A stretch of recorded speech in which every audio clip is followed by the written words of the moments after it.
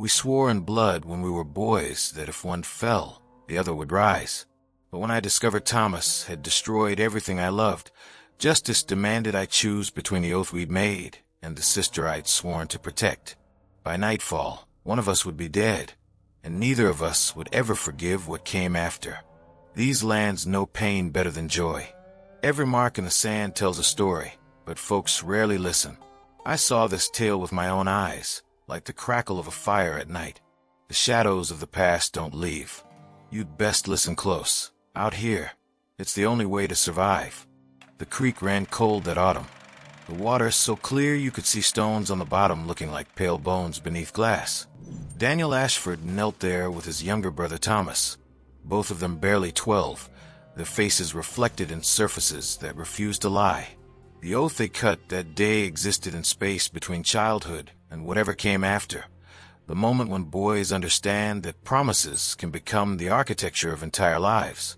If one falls, Daniel said, his voice steady despite the trembling knife in his grip, the other rises.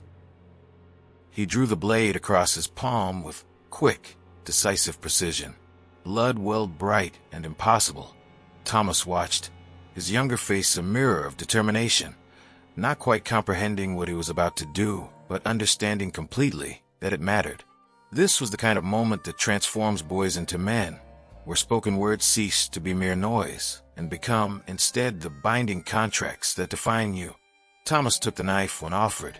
His cut was less assured, the blade wavering slightly as it broke skin, but the blood came just as freely, deep red against pale flesh. When they pressed their palms together, the blood mixed, creating something neither owned individually, but both possessed completely. An oath, a covenant, the kind of thing that seemed impossible to break in a boy's understanding of loyalty. Forever, Thomas whispered, and Daniel nodded. Forever. They were 12. They believed in forever. They believed in unbreakable things. They believed their bond could withstand whatever the frontier threw at them. The Ashford Ranch spread across 3 valleys in New Mexico territory, built by their father from nothing but determination and a stubborn refusal to accept that land belonged to anyone but those willing to fight for it. It was 1877, and the frontier was still wild enough that small fortunes could be carved from wilderness by men willing to bleed for them. Their father had bled plenty, and the ranch flourished because of it. When he died, a sudden fever that took him over 3 days, the land became Daniel and Thomas's responsibility. Daniel was 23. Thomas was 17. Between them, they had to hold everything together while their mother grieved and the world circled like wolves sensing vulnerability. Daniel rose early on the morning we must understand led to everything that followed. The house stood on a rise overlooking the valley, substantial adobe structure with real glass windows their mother insisted on despite the cost. She was sleeping now, had been sleeping more since their father's death, as though grief required unconsciousness to function. Thomas was already gone, which wasn't unusual. His brother had taken to disappearing for days at a time, coming back with money he was vague about and stories he didn't tell completely. Daniel had noticed but hadn't asked. That was their mistake, both of them. That was the moment when remaining silent became complicity. The valley stretched golden in dawn light. 300 head of cattle grazed in distances that seemed infinite. The corrals were empty because the stock was out on the range, being tended by hands Daniel had hired and trusted because he had to trust someone. The ranch couldn't run on 2 men's labor, so Daniel had built a small empire of employees, each one knowing their job and doing it without drama or complication. That was how ranches survived in the territories, through competence and trust and the mutual understanding that if you failed, everyone suffered. By midday, Daniel noticed the discrepancies in the accounts.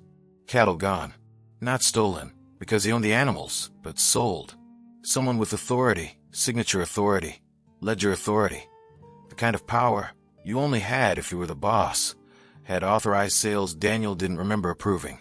When he called for Thomas, one of the hands said his brother had ridden out toward the canyon lands that started 3 miles east. That alone should have been confirmation enough. The canyon was Daniel's place for thinking. Massive red rock formations rose 300 feet on either side of a narrow passage carved by water millions of years ago. The silence, there was the kind that forced a man to confront his own thoughts, and Daniel had been spending more time confronting things lately. The weight of his father's death, the responsibility of the ranch, the knowledge that Thomas was slipping into something dark and Daniel couldn't reach him anymore. He found Thomas sitting on a flat rock with his back to the canyon wall. His brother looked different these days, leaner, somehow, and harder at the edges. The softness of youth had burned away, leaving someone Daniel didn't quite recognize. Their eyes had the same shape, their build similar, but something fundamental had changed in Thomas's expression. Where Daniel's eyes held responsibility and quiet determination, Thomas's contained something that looked almost like hunger. "We need to talk about the cattle," Daniel said, not bothering with greeting. "There's money missing from the accounts, and I found your signature on sales I never authorized." Thomas didn't turn around. He just sat there looking out at the canyon's depths as though the rock formations might offer wisdom the human world didn't provide. "I needed the money," he said finally. "For what?" "We're not struggling, Thomas. Father left us solid." "Solid?" Thomas's laugh was bitter, sharp as broken glass. "Daniel, Father left us a ranch that requires everything we have just to stay even. There's no growth, no future beyond endless work and watching money disappear into operating costs. I found a way to change that." Daniel felt his chest tighten. "What kind of way?" Thomas finally turned. His face was set, resolute in a way that suggested he'd made decisions and wasn't planning to unmake them. "There's a man named Callum Thorne. Operates out of Las Vegas. He buys cattle, no questions, good prices, better than market rate. He has connections with Mexican buyers who pay premium for American stock. If we sell him cattle regularly, we could triple our annual income within 2 years." "You mean steal our own cattle and—" "Not steal. Sell. They're our animals, Daniel. We can do what we want with them. Except we have hands depending on wages. We have commitments. We have a mother who expects us to maintain what Father built, not liquidate it." "Father built something that was never meant to last," Thomas interrupted, his voice rising now, passion bleeding through careful control. "He proved what could be done with raw force and determination.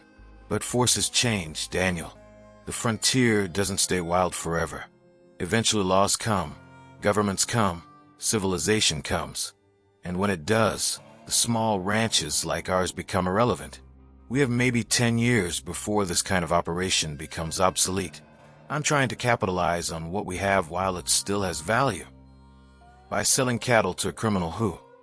By using what we have to build something bigger, something that won't become irrelevant. Thorne isn't just buying cattle. He's offering something else, a position in his organization, management role. Better than this, Daniel. Better than dying on a ranch we inherited instead of creating." Daniel stared at his brother, trying to recognize the boy he'd shared blood with 12 years ago in a creek cold enough to hurt. That boy would have understood loyalty. That boy would have understood that oaths meant something. This man, this stranger wearing Thomas's face, seemed to believe in nothing except his own ambition. "No," Daniel said simply. "Stop this now. Tell Thorne the arrangement is finished. We'll absorb the losses from the cattle you've already sold. But we're done." "I can't do that." "Then I will." Daniel turned to leave, but Thomas's hand caught his arm. His brother's grip was surprisingly strong, desperation bleeding through. "Don't, Daniel. Please. If you interfere with Thorne's business, if you go to the territorial marshal, he won't accept rejection lightly. These aren't respectable businessmen. They're dangerous men, and once they think they have claim on you, then let them come. I won't have my brother selling our future for quick money and criminal connections." Daniel pulled free. He didn't look back as he walked from the canyon. That was another mistake. If he had looked back, he might have seen the look in Thomas's eyes, something between regret and resignation, as though his brother had just cemented a choice neither of them could undo. 3 months passed like dust settling. Daniel worked to untangle the financial damage Thomas had done. It was manageable, actually. Losses that could be recovered with careful management and a good year on the ranges. What mattered was stopping further damage, which meant confronting Thomas directly about severing connections with Callum Thorne. That conversation happened on a cold November evening, the kind where breath becomes visible and the approaching winter whispers promises of hardship. Daniel found Thomas in the barn, working with a young horse that needed breaking. His brother was good with animals, always had been. That wasn't a surprise. What was a surprise was finding two men, wearing guns and suspicious expressions, leaning against the fence watching him work. These men weren't ranch hands. These men wore violence the way most wore skin, comfortable and complete. "I need to speak with you," Daniel said, ignoring the strangers entirely. "About Thorne. About ending this situation before." "Before what?" Callum Thorne emerged from the barn's shadows like something dark gaining substance. He was tall, broader than Daniel, with the kind of scarred face that suggested he'd spent years settling disputes with violence rather than conversation. Behind him came 5 more men, his crew, presumably, or at least representatives of it. "Before you interfere with business arrangements that don't concern you?" Daniel's hand drifted toward the revolver at his hip, a gesture automatic as breathing. Years of frontier life had taught him that violence often came without warning, and keeping access to a weapon was as essential as keeping your horse saddled. "Arrangements involving stolen livestock do concern me. This is Ashford land. These are Ashford cattle. The only business here is my brother explaining why he won't be making further deliveries." Thorne smiled. It wasn't a kind expression. "Thomas, you didn't explain our agreement properly to your brother?" Thomas's face was pale, carved from stone. He wouldn't meet Daniel's eyes. "He's my brother. He's not part of this." "Everyone's part of this once they know about it. That's the thing about secrets. They're only secrets if they stay contained. Once they spill out, everyone becomes involved whether they want to be or not." Thorne stepped closer to Daniel with a deliberateness that suggested he was used to men backing away from him. "You seem to be under the impression you have options. You don't. Your brother made an agreement with me. That agreement includes exclusive access to Ashford cattle at negotiated prices. You can either accept that arrangement and profit from it, or you can refuse and suffer the consequences. But either way, the arrangement continues." "I'm refusing, and you'll leave my land." "Now, Daniel, don't." Thomas started forward, but Thorne's men blocked him with casual efficiency, hands resting on gun grips, making it clear that any further movement would result in violence. Thomas's face twisted with something that looked like anguish, but Daniel couldn't afford to care. Couldn't afford to let emotion cloud the clarity that violence required. Thorne pulled his revolver slowly. It wasn't pointed at anyone, just held loose in his right hand, the gesture almost negligent, but it communicated clearly enough. This man knew how to use violence, was comfortable with it, and was indicating that Daniel had run out of acceptable options. "I'm going to give you one chance to reconsider. Not because I respect you or because I fear your threats, but because I like money, and I prefer getting money through trade rather than through the inheritance of a dead man's debts. Your brother brings me cattle regularly. I give him money. I sell the cattle for profit, and everyone prospers according to their effort. Simple, clean, profitable. You forcing me to spend resources on this ranch instead of using those resources for business cost me money. So I'm offering you the chance to walk away. Keep operating your ranch. Keep your mother in her home. Live the life you inherited and were apparently destined to live. But your brother stays. He keeps fulfilling his obligations. And you stop interfering." Daniel's hand remained on his revolver's grip, but he didn't draw. Drawing would be suicide. Thorne's men were positioned perfectly to cut him down the moment his weapon cleared leather. Instead, Daniel looked at Thomas, trying to find in his brother's face the boy who'd sworn an oath in a cold creek 12 years ago. That boy was gone. In his place was a man wearing Thomas's features, but harboring a stranger's choices. "What do you want?" Daniel asked his brother. "Why did you do this?" Thomas's eyes finally met his, and in them Daniel saw something that might have been apology or might have been defiance, Too complex to parse in the moment when death was a negotiation away. Because I was tired, Thomas said quietly. Tired of working myself into exhaustion on land that can never be enough. Tired of watching you accept responsibility like it was your destiny. Tired of being less than you because I wasn't willing to carry the same weight. Thorne offered me something: position, money, respect among men who actually matter in the territories. I took it. He's using you. Maybe, but better to be used by someone powerful than to waste away on a ranch that's dying anyway. Father was wrong about what matters, Daniel. He built all this on the assumption that land and cattle mean something eternal. They don't. Only money and power matter. Everything else is illusion. The oath was made by boys who didn't understand the world. We're men now. Men don't pretend to be bound by blood oaths made in childhood.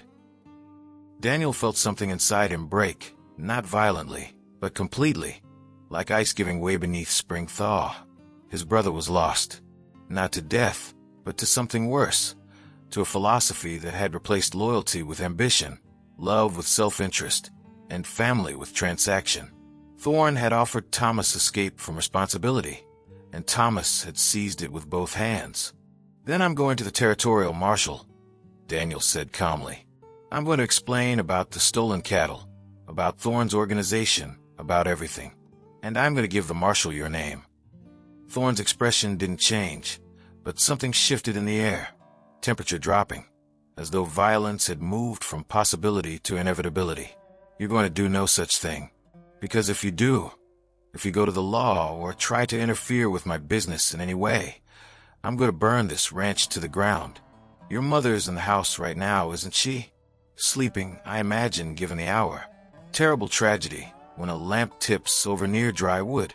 Terrible tragedy how quickly things catch fire in the territories. The threat hung in the air, undeniable and complete. Daniel understood immediately that Thorne meant it, not as bluster, but as simple fact. He'd spoken of burning Daniel's world with the same casual certainty other men used to discuss weather. And the man who could speak of such things with such indifference was absolutely capable of making them real. If you hurt her, if you cooperate, nothing happens to her. You keep your ranch. You keep your mother. You live your life. The only price is silence. Your brother brings me cattle. I take them to Las Vegas. Money changes hands. Everyone prospers. Simple arrangement. Daniel's hand fell away from his revolver. He had no choice, and Thorne knew it. Had designed the situation specifically so there would be no choice. Using Thomas as leverage, using the house and their mother as leverage, creating a trap with no escape except capitulation. How often? Daniel asked, the word tasting like poison. Monthly deliveries. 50 head of cattle. I'll have men collect them from the north pasture. Your brother will coordinate the details. You keep working the ranch like normal. Keep your mother comfortable. Keep your life stable. Just understand that I own a piece of it now. A piece of you and Thomas both. You're my business partners, whether you like it or not. Thomas looked away, unable to meet Daniel's eyes. And Daniel understood then. His brother wasn't being coerced exactly. Thomas had probably agreed to all of this in advance. Probably understood he was walking into a trap designed to ensnare Daniel. Maybe Thomas had even suggested the threat as a way of ensuring Daniel wouldn't fight back. That thought hurt worse than any physical blow could have. I'm leaving, Daniel said. He walked from the barn without waiting for a response, without looking at Thorne or the men or his brother. Behind him, he heard Thorne's laughter, not cruel exactly, but satisfied. The sound of a man who had constructed a trap and watched his prey walk into it willingly. That night, Daniel didn't sleep. He sat in his room listening to the house breathe around him, listening to his mother's gentle snoring from down the hall, knowing that every breath she took existed by permission of Callum Thorne, knowing that his brother had chosen to bind the family to a criminal organization, knowing that running or fighting or resisting would result in the burning of everything he'd inherited and the death of everyone he loved. The oath and blood that had seemed so permanent when he was 12 now felt absurdly fragile, A promise made by boys who had underestimated how complex the world became once you grew up and discovered that loyalty could conflict with self-preservation. That choosing love might require accepting the destruction of everything you'd built. By morning, Daniel had made his decision, and that decision would transform everything that came after, burning away the future he'd expected and forging something new from the ashes. Word came in spring that Thomas had been killed. Not dramatically.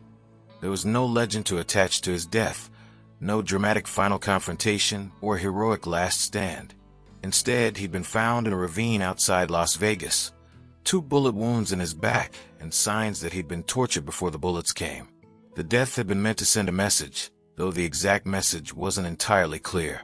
Maybe Thorne had decided Thomas was becoming a liability. Maybe there'd been a dispute about money or loyalty, or the division of profits. Maybe Thomas had discovered something about Thorne's operation that required his silence permanently. Daniel learned the news from a drifter who'd passed through and heard the story in various saloons. Thomas Ashford, the man said, partner of Callum Thorne, known criminal and cattle rustler, found tortured and murdered in a canyon outside Las Vegas. No suspects, no investigation, just another body becoming dust. The oath and blood suddenly transformed from a broken promise into something that demanded resurrection. Daniel understood, with the clarity that comes only in moments of total certainty, that his brother's death, his brother's betrayal, his brother's choices, all of it required reckoning. Thorne had murdered Thomas. Maybe they'd started as partners, but clearly Thorne had decided Thomas was an expense rather than an asset. And Daniel, bound by both rage and the memory of being 12 and bleeding into a creek alongside his brother, knew what response was required.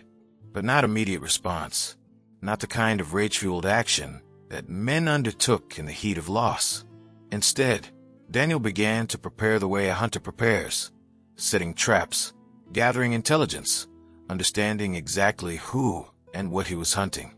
He spent 3 months learning everything about Callum Thorne, learned that Thorne operated out of Las Vegas, but traveled regularly through the territories conducting business, learned that Thorne preferred the company of violent men but was careful about security, learned that Thorne had enemies, other criminals who resented his operations, territorial authorities who wanted him arrested, men he'd betrayed who wanted revenge. Daniel sold the ranch. It was surprisingly easy. A buyer from back east wanted to establish operations in New Mexico territory, had money, and wasn't particularly concerned about Thorne's threats once Daniel made clear the land was being sold. The ranch that had consumed Daniel's life, that had been his entire focus and responsibility, changed hands for a price and a signature. His mother cried at the loss, but Daniel explained it was necessary, explained that he needed capital for something he had to do, explained that she would be safer back east, where Thorne's reach was limited. She didn't ask questions, understanding without being told that her son had embarked on something requiring him to shed the life they'd built together. With the money from the ranch sale, Daniel bought resources, a horse faster than anything Thorne would have access to, weapons, not just a revolver, but multiple weapons, maintained with obsessive precision, information purchased from men who dealt in secrets and sold to the highest bidder, maps, routes, patterns, everything Daniel needed to track Callum Thorne through territory spanning from New Mexico to Colorado to Wyoming and points beyond. And then, in a town called Redemption Flats, Daniel found him.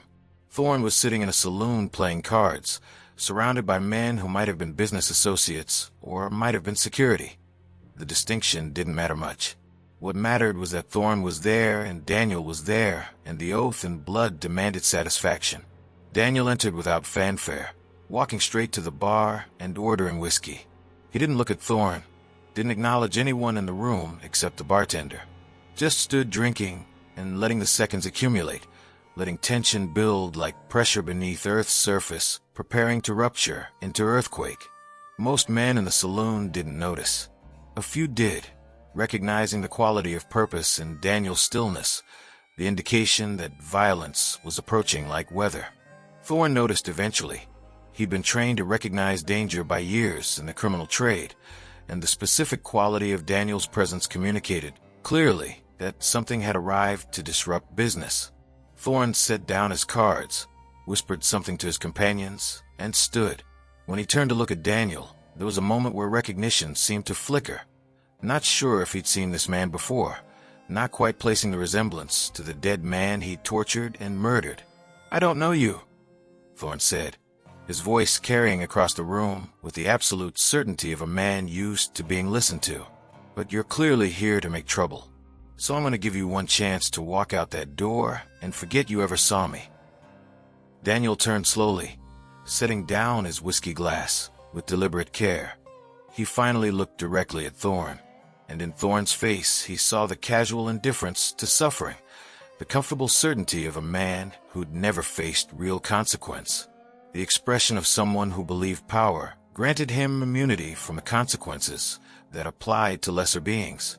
"My name is Daniel Ashford," he said quietly. "My brother was Thomas Ashford. You tortured him and murdered him outside Las Vegas because he'd become inconvenient to your business." Thorne's face shifted through expressions: surprise, recognition, calculation.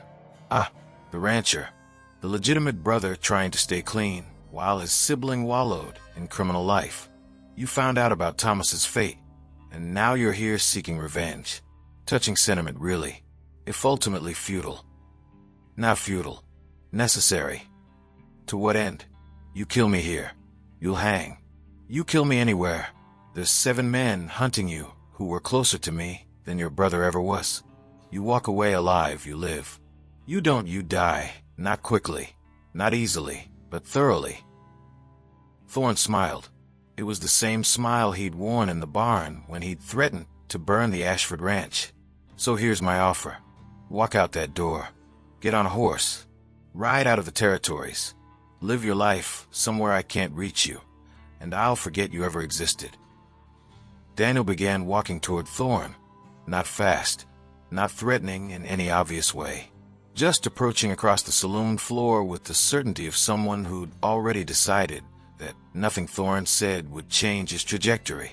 "You're making a mistake," Thorne said, his hand moving toward his revolver. But Daniel was faster, or perhaps more accurately, Daniel had been practicing every day for the 3 months since learning of Thomas's death, had developed a speed and precision that comes not from natural ability, but from obsessive repetition, from the understanding that violence required perfection, and perfection required preparation that went beyond anything casual could provide.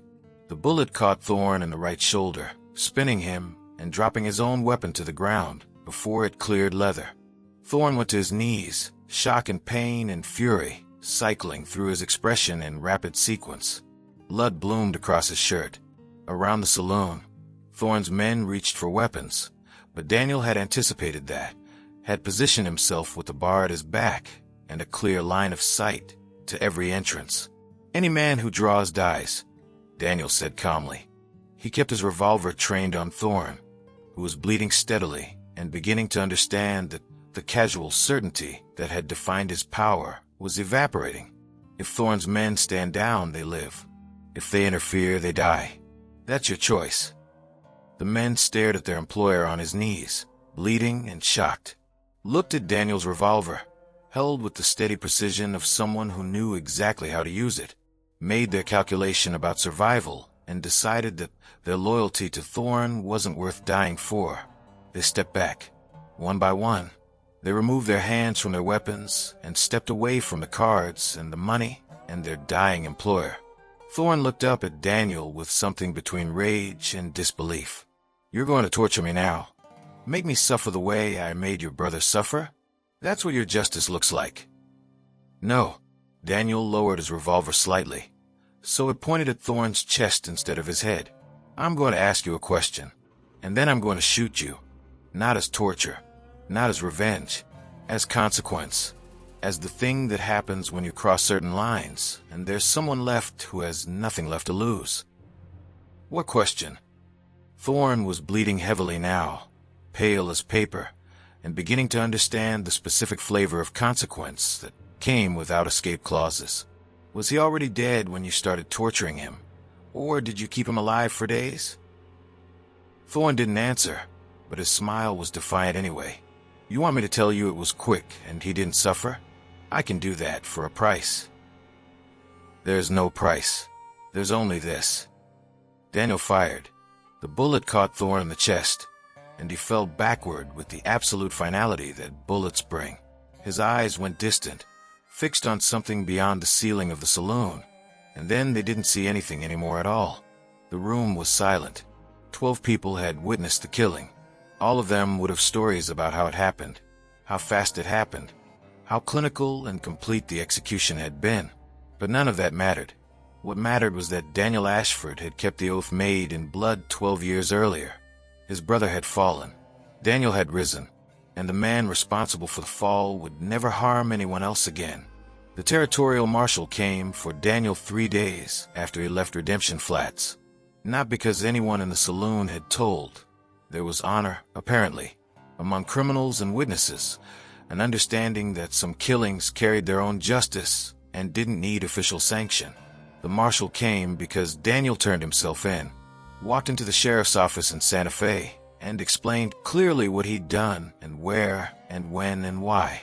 Gave a detailed account of Callum Thorne's murder, his own participation in it, his complete culpability, surrendered his weapons, requested a trial. The trial lasted 2 days.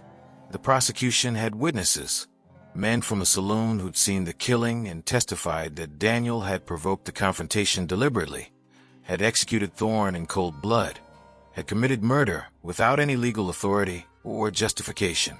The defense tried to make the case about revenge, about the suffering of an innocent brother, about the legitimate grievance of a man whose family had been targeted by a criminal organization.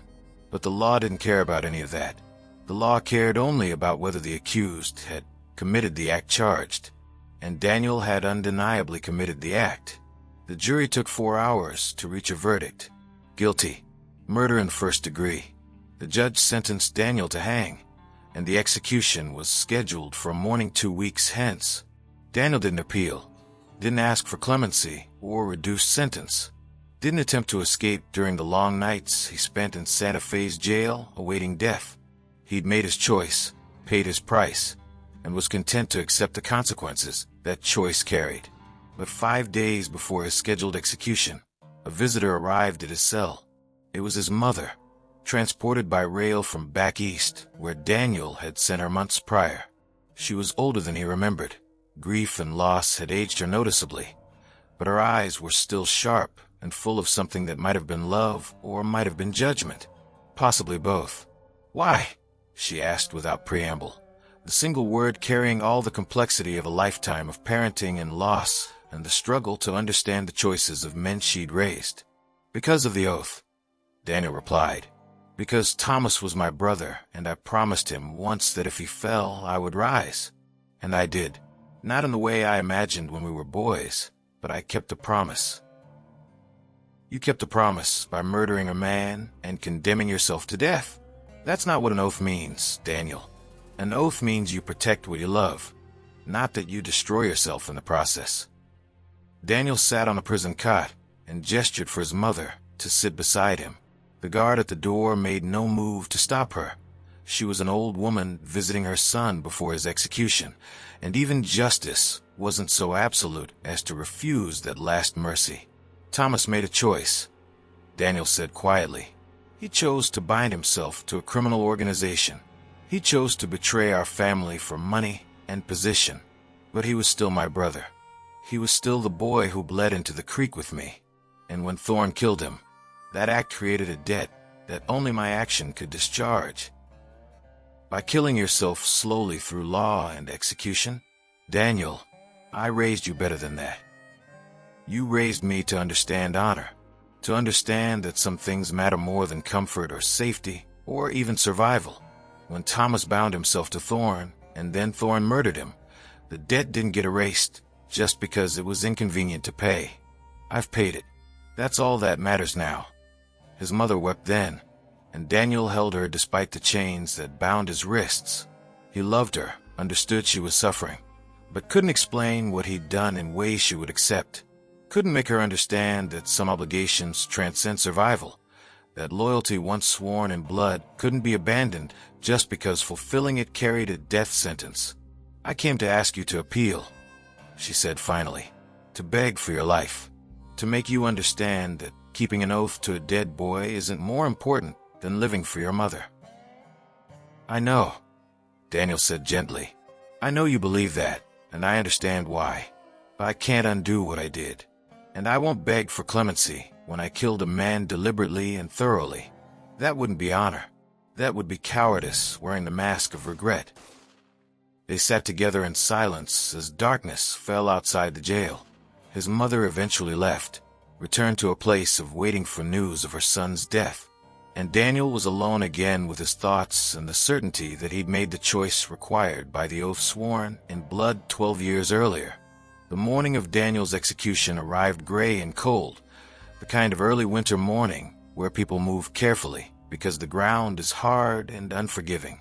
A crowd gathered outside the jail, not large, but substantial enough to witness the spectacle of justice being administered.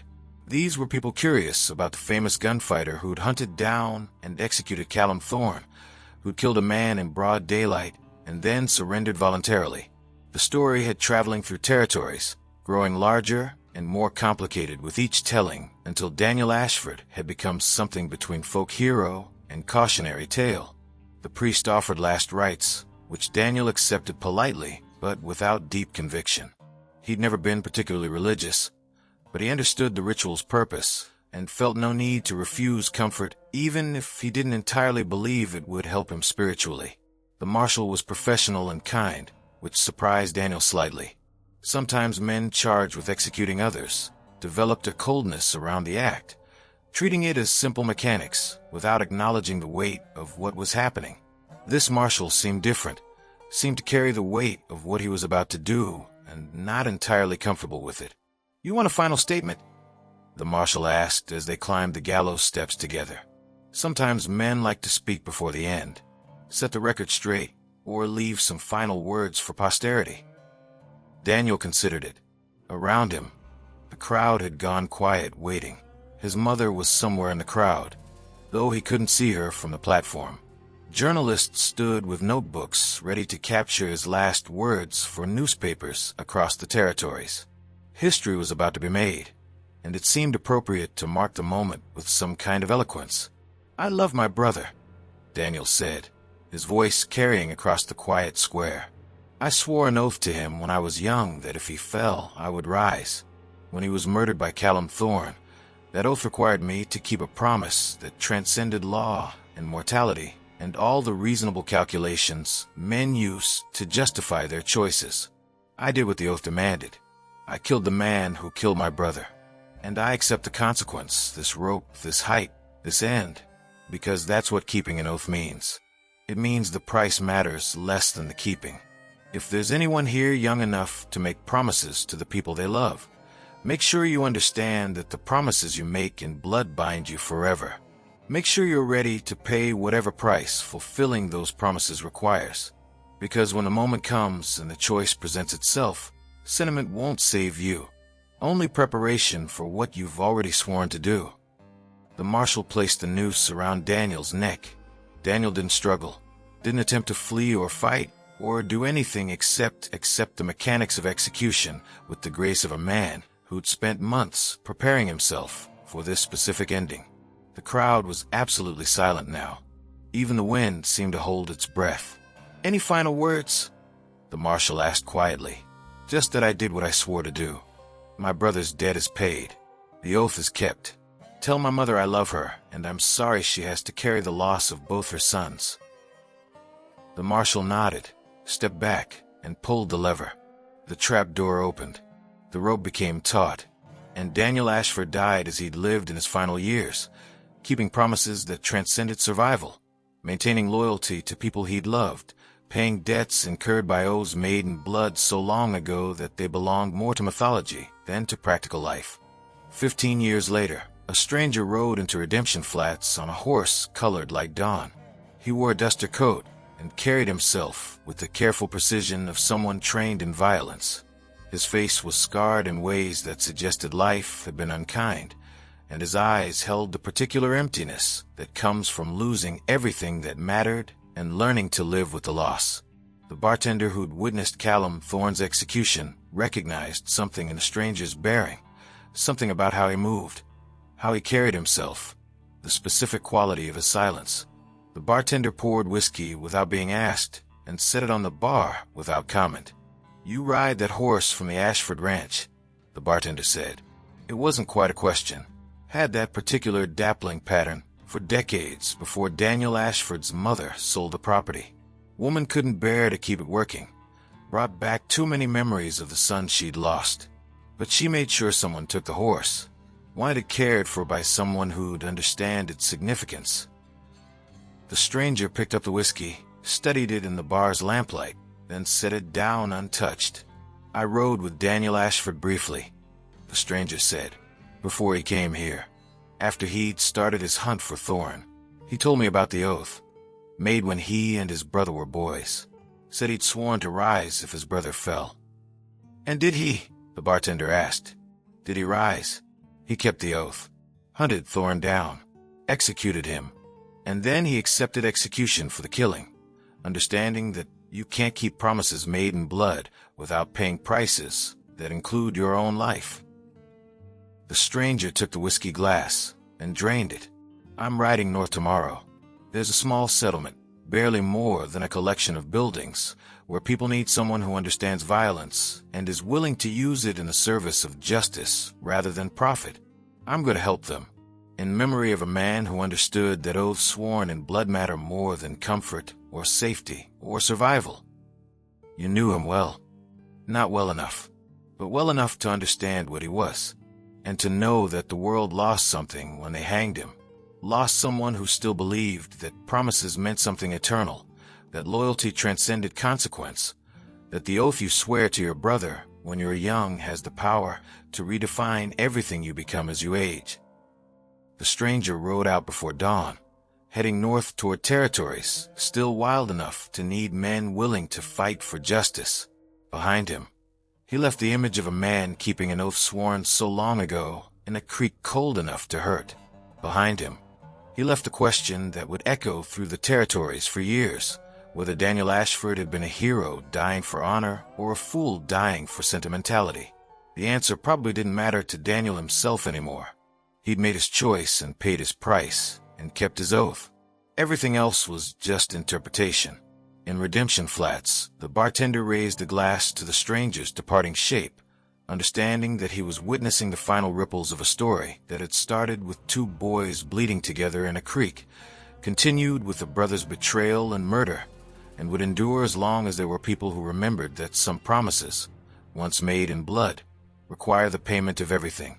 The oath in blood was kept, the debt was paid, and the legacy, the living proof that such things mattered, continued forward, carried by strangers and passed from one generation to the next like a flame that refused to be extinguished. See you around, my friend. I've got another story for you.